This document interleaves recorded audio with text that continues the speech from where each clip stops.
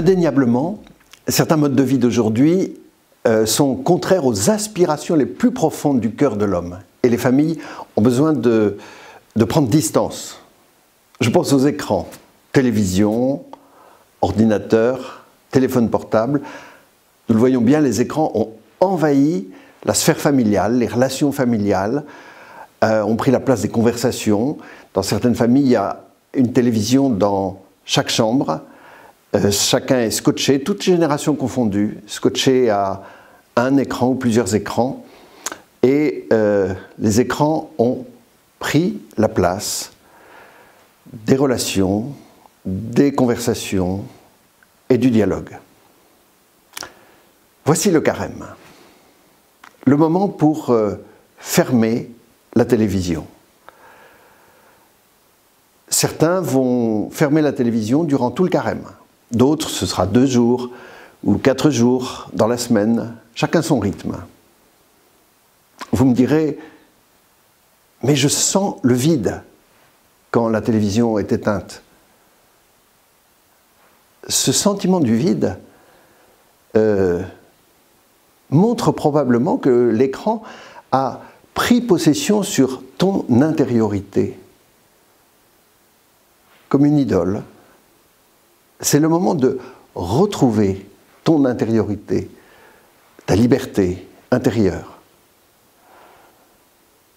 La Bible valorise le repas familial.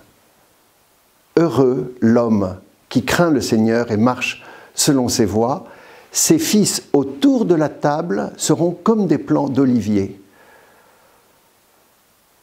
Le repas familial, c'est le visage de la famille, l'attention mutuelle, la conversation, le service mutuel, la gratuité vécue ensemble, la joie.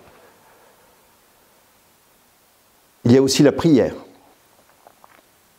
Voilà, une famille qui sait prendre le soir 5 minutes, 10 minutes pour prier Dieu, pour ouvrir une page d'évangile. Bénie soit la famille qui donne une place à la prière. Et puis c'est aussi la prière avec les voisins ou avec des paroissiens.